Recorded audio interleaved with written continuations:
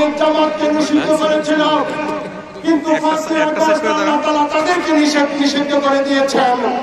শুধু তাই নয়, তাদেরকে দেশের বাইরে চলে যেতে হয়েছে। এমনকি পৃথিবীর ইতিহাসে এটা নজিরবিহীন, একটি সরকারের মন্ত্রীরা, পার্লামেন্টের এমপিরা একসাথে তাদেরকে দেশ পাড়ি দিতে হবে, এটা পৃথিবীর ইতিহাসে নেই। বাংলাদেশ জামাত ইসলামীকে তারা বারবার নিচ্ছিন্ন করার জন্য ষড়যন্ত্র করেছে। বাংলাদেশ জামাত ইসলামীতে আছে না নাই?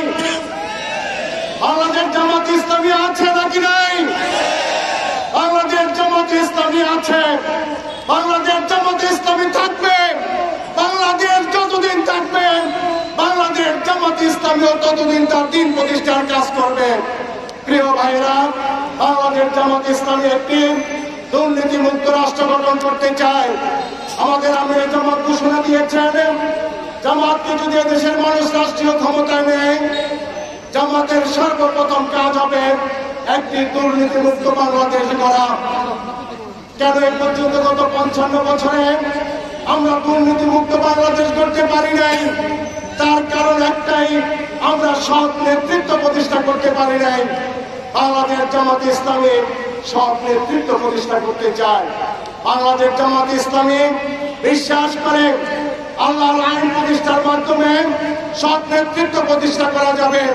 যারা আখিরাতের চিন্তা করেন, যারা কিয়ামতের কথা চিন্তা করেন, যারা কবরের আযাবের কথা চিন্তা করেন, তাদের দ্বারা দুনিয়াতে কোনো অপরাধ হতে পারে না, সেটা জামাত বিশ্বাস করে। যার কারণে খোদাবীর নেতৃত্ব তৈরি করতে হলে আখিরাতকে সামনে রেখে নেতৃত্ব তৈরি করতে হবে। জামাত গত 50 বছর যাবত বাংলাদেশে সৎ নেতৃত্ব তৈরি করার জন্য সংগ্রাম করে যাচ্ছে। বাংলাদেশে আমাদের 2 জন মন্ত্রী ছিলেন, 3টি মন্ত্রণালয়ের দায়িত্ব পালন করেছে জামাত। শহীদ মাওলানা মতিউর রহমান নিজামী 2টি মন্ত্রণালয়ের দায়িত্বে ছিলেন। শহীদ আলী হাসান মোহাম্মদ মুজাহিদ 1টি মন্ত্রণালয়ের দায়িত্বে ছিলেন। তারা দায়িত্ব থেকে বিদায় নেওয়ার পরে তাদের দুর্নীতি খুঁজেছে দুর্নীতি দমন কমিশন। জামাতের যারা এমপি ছিল, তাদের দুর্নীতি খুঁজেছে দুর্নীতি কমিশন। আল্লাহ তাআলার মেহেরবানি, আমাদের মন্ত্রীদের ব্যাপারে, জামাতের এমপিদের ব্যাপারে কোনো দুর্নীতি পায় নাই, বরং দুর্নীতি দমন কমিশন তাদেরকে দুর্নীতি মুক্ত সার্টিফিকেট দিয়েছে। প্রিয় বন্ধুরা আমার, তার মানে বাংলাদেশ জামাত ইসলামী এমন নেতা তৈরি করে যে নেতারা দুর্নীতির সাথে সম্পৃক্ত হবে না, যে নেতারা অন্যায়ের সাথে সম্পৃক্ত হবে না, যে নেতারা অত্যাচারের সাথে সম্পৃক্ত হবে না, যে নেতারা চাঁদাবাজের সাথে সম্পৃক্ত হবে না, এমন নেতা বাংলাদেশ জামাত ইসলামী তৈরি করে। যার কারণে আমাদের আমির জামাত বলেছেন, আগামী দিনে একটি সুন্দর বাংলাদেশ গড়ার জন্য, একটি আদর্শ বাংলাদেশ গড়ার জন্য, একটি কল্যাণমূলক রাষ্ট্র গঠন করার জন্য, একটি সন্ত্রাস মুক্ত বাংলাদেশ গড়ার জন্য, একটি চাঁদাবাজ মুক্ত বাংলাদেশ গড়ার জন্য জামাতের কোনো বিকল্প শক্তি বাংলাদেশে নেই। প্রিয় ভাইয়েরা, আমরা আমাদের গত 55 বছরে অনেক সরকার গিয়েছে, কিন্তু বাংলাদেশকে দুর্নীতিমুক্ত করতে পারে নাই। গত 55 বছরে অনেক দল রাষ্ট্রীয় দায়িত্ব পালন করেছে, কিন্তু বাংলাদেশকে চাঁদাবাজ মুক্ত করতে পারে নাই।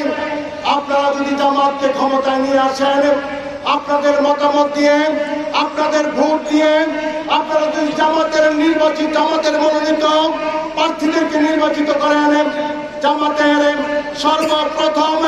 সর্বপ্রধান একটি কাজ হবে বাংলাদেশকে দুর্নীতিমুক্ত একটি রাষ্ট্র উপহার দেওয়া। এবং শুধু তাই নয়, বাংলাদেশের কোথাও কোনো চাঁদাবাজ থাকবে না। চাঁদাবাজ মুক্ত একটি বাংলাদেশ গড়বে বাংলাদেশ জামাত ইসলামী। আপনারা কি একটি রাষ্ট্র চান না? আমরা কি দেখতে চাই কারা কারা একটি রাষ্ট্র চান? নারায়ে তাকবীর, নারায়ে তাকবীর।